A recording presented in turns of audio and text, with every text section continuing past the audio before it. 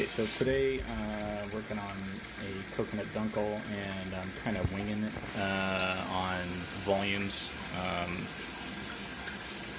Trying to shoot for a 3 to 3.5 gallon batch, and so for my starting water, I'm gonna shoot for like 15 to 16 liters of water, and then I'll dough in and see how thick it is at that point.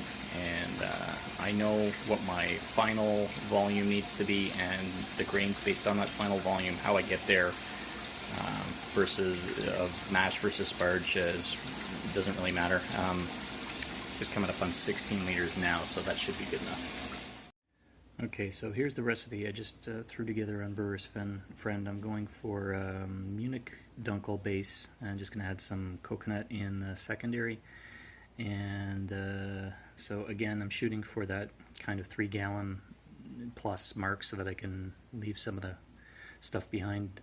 So 14 liters with an estimated boil size of 18 liters.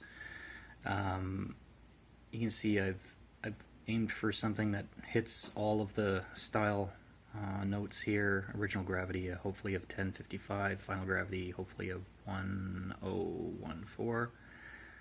Puts it just over 5.3%.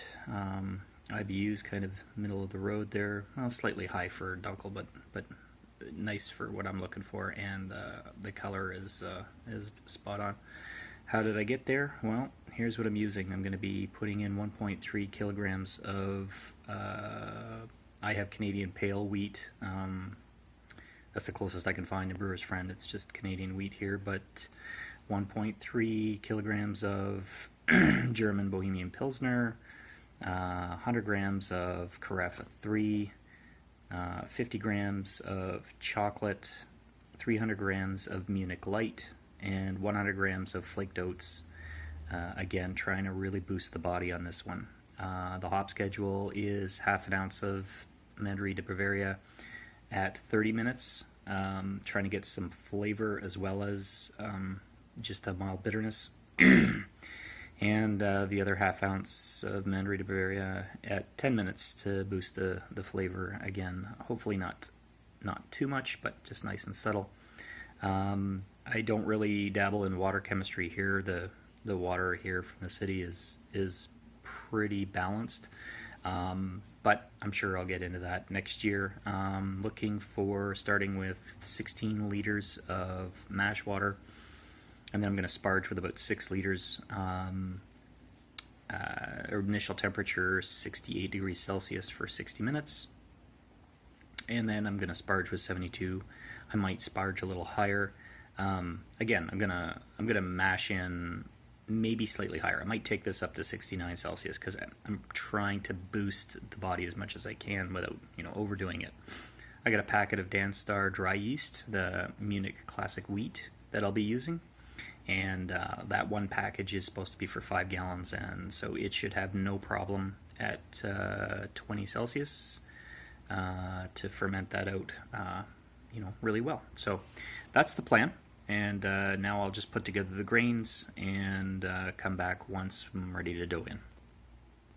Okay, so just about to dough in here. Got my grains that I crushed, and the wheat was so dry, and I forgot to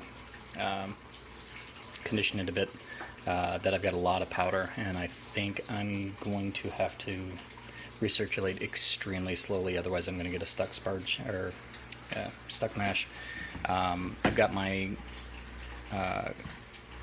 stuff here that I've ground up, and then I've got my oats and my chocolate here. That was the oats don't need grinding, and the chocolate was pre-ground, so I'll just throw that in the top. But yeah, here goes nothing. Okay, we're mashed in, and I'm going to try using the top screen, which is just below the surface. Not sure what the purpose of that top screen is, maybe to distribute the flow or something, but I've never used it before, so I'll give it a whirl, but I'm concerned that it's going to compact the grains. I don't know if you've noticed, I've got the jacket on this thing, the neoprene jacket, and it significantly helps on getting up to temperature, especially on these North American versions where you only get 1500 watts. So I've shut off the 1000. Remember to do that this time, so the heat will be applied very gently. And I've turned it down to 68 as originally, 68 Celsius as originally planned for the mash. So now that we're mashed in, we'll let it go for about 50 minutes and then I'll ramp up the temperature. Okay, 50 minutes into the mash, and I've raised the temperature a couple minutes ago to 72, and I just want to check the wort, see how it's looking. Color's good, nice and clear.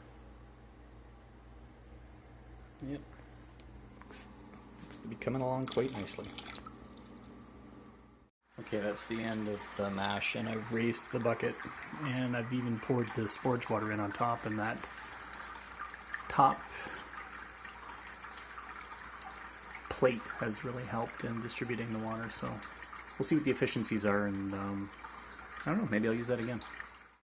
Okay, the sparge is done, and now I take a look and see how much I have. Looks like 20 liters. So that's 2 liters more than what I was anticipating, and I guess I got, with a smaller amount of grain, I had less grain absorption than I was anticipating. So here's where I said it's kind of a shot in the dark, and I don't really care how much water I start with or sparge with or whatever.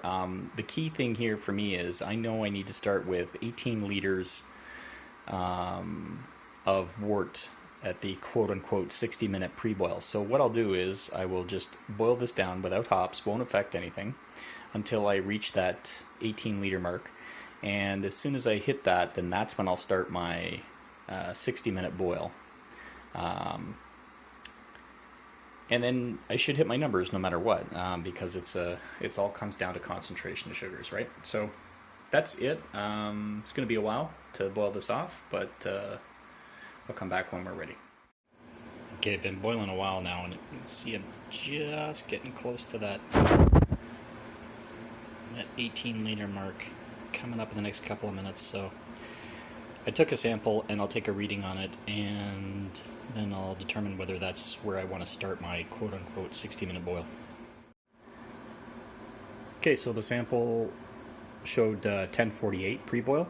I'm going to wait a couple of minutes, and then we'll start the official 60-minute countdown. Another way you can do this is to go, in this particular version, it's 4 liters per hour boil off. So my 14-liter final gravity, my first hop addition is going to be at 30 minutes. So I can just wait until I see 16 liters left, and then toss in my first hops, and then start a 30-minute countdown from there. So you can do it either way, but anyhow, the reading's looking pretty good. Okay, I was a little concerned that I might have gotten a bit better than 80% efficiency, so I just measured the specific gravity again, and I'm at 1052 already. And I haven't reached that 16-liter mark yet, so I'm just barely under 17 liters, and I'm gonna start calling this, the start of that 30-minute left, where I'm gonna add my first hop. So in will go the Mandarin of Bavaria. So that's half an ounce or 14 grams.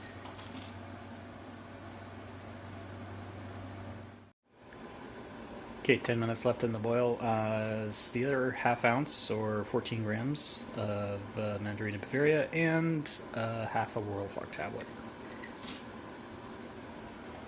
Give that a quick stir, and then I'll get the wort chiller in sanitizing. So I got a couple of minutes left in the boil now. But here's how I set up for the final stages cooling. As you can see, I've got my hop spider, which is just a hop bag attached to a 3 or 4 inch ring there. As soon as I've reached my my temperature, or my 60 minutes, then I turn on the pump, circulate for a little bit with the elements off, and then I'll just to sanitize it, and then I'll turn the cold water on, and I don't know if you can see this properly, but the way the rings are set up, this will shoot down across. Sorry about the steam. It'll shoot down across the rings, cooling it as well as aerating it because the boil takes all the oxygen out. So by the time this is cooled right down, it should also froth up nicely, and then I can just pump it straight into the fermenting vessel and pitch the yeast right away. So that's just the way I do it. I thought I'd show you guys.